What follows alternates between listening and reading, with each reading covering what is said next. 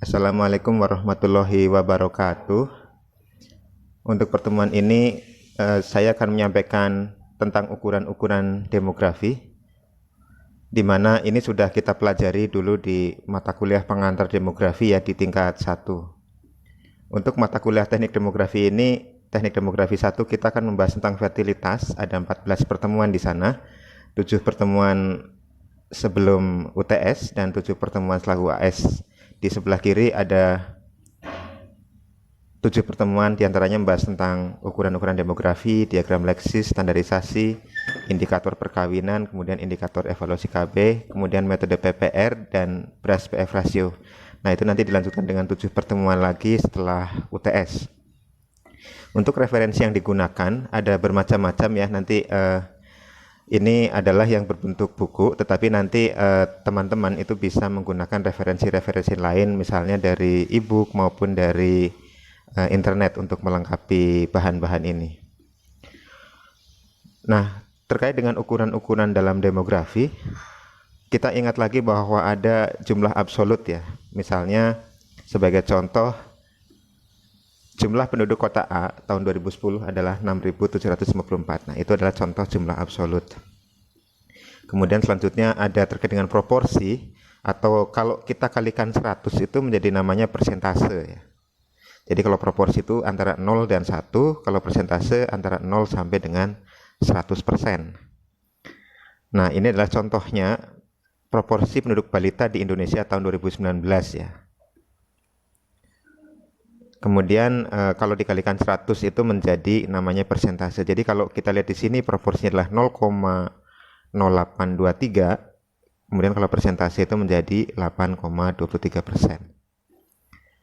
Nah, ini ada contoh tentang distribusi penduduk menurut daerah tempat tinggal di sini. Di sini satuannya adalah persen ya. Misalnya di sini kalau kita membaca di sini di tabel ini, penduduk perdesaan pada tahun 2000 itu ada 57,6%.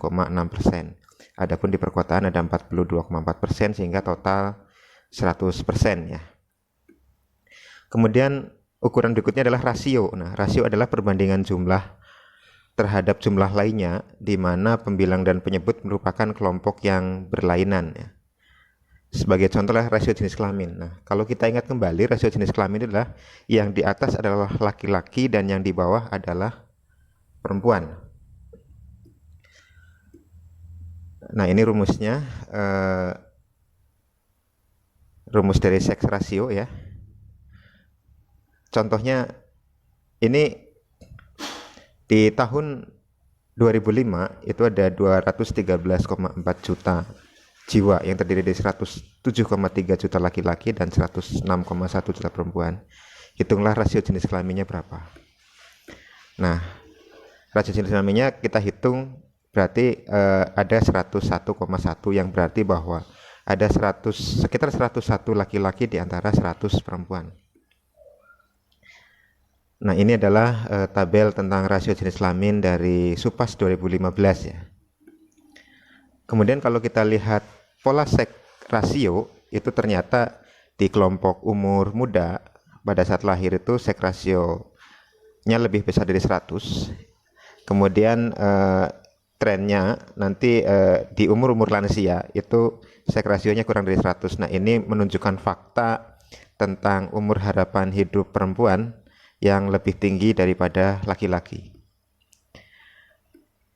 Kemudian berikutnya adalah tentang rate ya, atau angka. Angka ini merupakan suatu ukuran yang menunjukkan terjadinya suatu kejadian dalam periode tertentu. Secara umum didefinisikan sebagai perbandingan dari suatu kejadian tertentu dari sekelompok penduduk dibandingkan dengan jumlah penduduk yang beresiko. Contohnya adalah angka kelahiran kasar ya, atau CBR. Nah, CBR itu adalah kelahiran per 1000 penduduk. Artinya sebagai pembilang adalah jumlah kelahiran dan sebagai penyebut adalah penduduk. Jadi bedanya dengan rasio bahwa rate itu antara atas itu bukan pembilang, itu bukan bagian dari penyebut. Nah, kemudian kalau kita ingat-ingat lagi tentang ukuran fertilitas yang pernah kita pelajari di mata kuliah pengantar demografi, kita ada crude birth rate ya, atau angka kelahiran kasar, kemudian general fertility rate, Kemudian ada age specific fertility rate. Nah, ini yang dihitung menurut kelompok umur. Kemudian ini juga ada kelebihan dan kekurangan daripada ukuran-ukuran fertilitas tersebut ya. Kemudian total fertility rate yang merupakan penjumlahan dari ASFR dikalikan dengan 5. Kemudian untuk mortalitas itu kita ingat kembali, kita pernah belajar tentang angka kelahiran kasar, angka kematian kasar atau crude death rate. Kemudian ada juga angka kematian spesifik menurut umur atau ASDR. Kemudian ada angka kematian bayi atau kita sebut sebagai infant mortality rate atau IMR. Nah, ini indikator ini sangat penting sekali karena indikator angka harapan hidup itu diturunkan dari indikator angka kematian bayi ini. Kemudian ini ada soal-soal latihan, nanti silahkan dikerjakan. Nanti kalau pada saat sesi Zoom nanti kita tampilkan hasil pekerjaannya. Demikian yang dapat saya sampaikan untuk pertemuan pertama ini. Terima kasih. Wassalamualaikum warahmatullahi wabarakatuh.